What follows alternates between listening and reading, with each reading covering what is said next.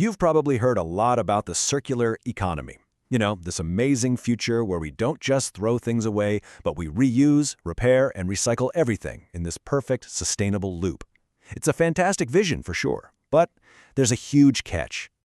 And here's the billion-dollar question. How do you actually pull it off? I mean, how do you possibly keep track of millions, even billions of products after they've left the factory and are out in the world? It can go from being a genius idea to an absolute logistical nightmare real fast. See, the tricky part isn't dreaming this up. The real head-scratcher is the execution. We're talking about managing countless individual items through these super complex life cycles. They get repaired, resold, refurbished, and then finally recycled. Trying to do that at a global scale? That is a monumental task. So what's the solution? How do we crack this nut? Well, the answer is digitization.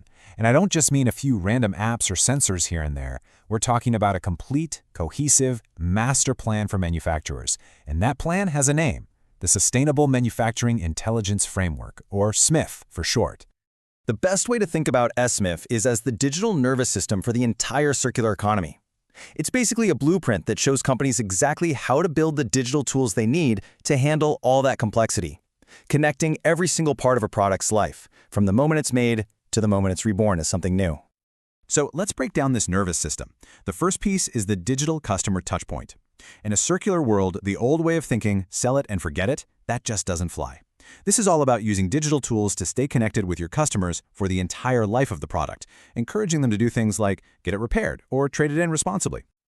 Okay, next up are the senses of the system. Connected products. This is where you embed things like IoT sensors directly into products. Why? So manufacturers can get real-time data about how that product is doing. Is it about to fail? Does it need a tune-up? That data is gold. It's what lets you step in and extend a product's life before it breaks. Now, for any of this to actually work, a company has to have its own house in order. And that brings us to the flexible core of the system, the internal IT systems. They have to be super robust and flexible, ready to handle all the challenges of reverse logistics, products coming back, while also managing repairs and keeping up with environmental regulations, which, believe me, are changing all the time. And here's a key point. No single company can do this alone. That's why the fourth component is the business ecosystem. This means building digital bridges to a whole network of partners. We're talking recyclers, repair shops, third-party resellers, you name it. It's about creating a whole team that's dedicated to keeping products and materials in the loop. And finally, right at the heart of it all, tying everything together, is data-driven circularity. This is the brain of the operation. It sucks in all the data from the customers, the products, and all the partners, and it turns that raw data into actual intelligence. This is where you spot the opportunities to be more efficient, waste, and even invent brand new circular business models. Okay, so we've got the 5 core parts of the framework, but how do they all talk to each other? For that, you really need 2 critical things. You need a way to stick all these different systems together, and you need a way for them to react in an instant. Basically, we need digital glue and some lightning-fast reflexes. This is where that digital glue comes in, and honestly, that is the perfect description for APIs, or application programming interfaces.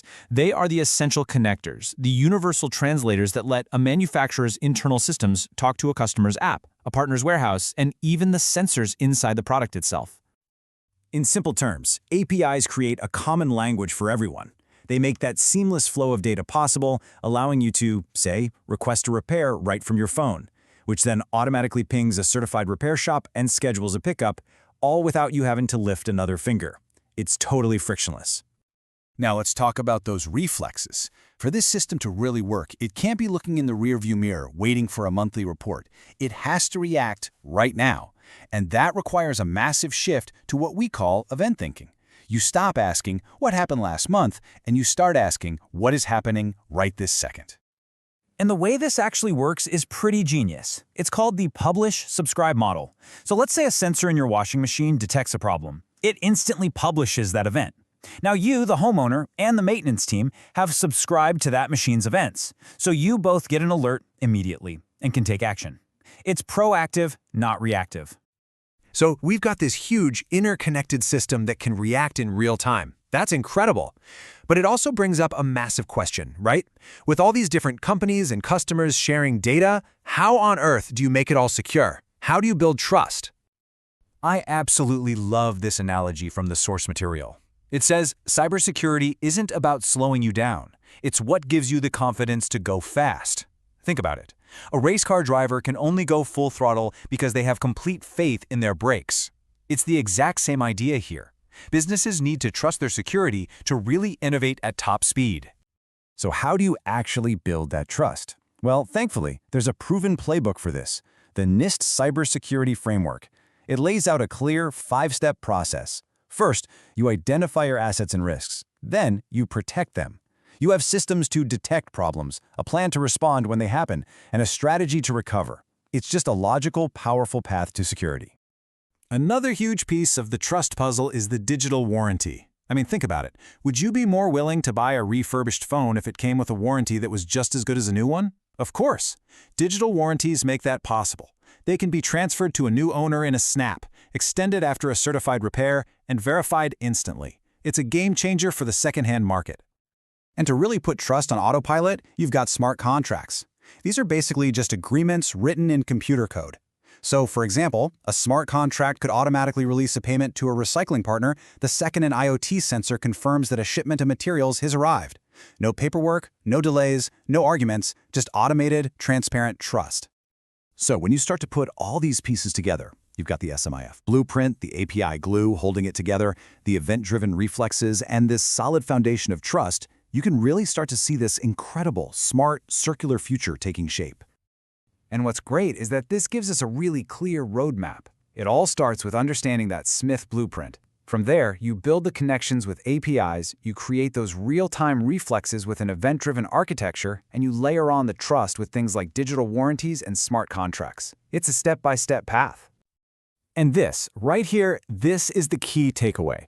The circular economy is a beautiful idea, but without this digital engine to power the whole thing, it just stays a nice idea on a whiteboard. Digitization isn't just some optional add-on. It is the fundamental, essential piece that makes a global-scale circular economy actually possible. And all of this leads us to a pretty wild final thought.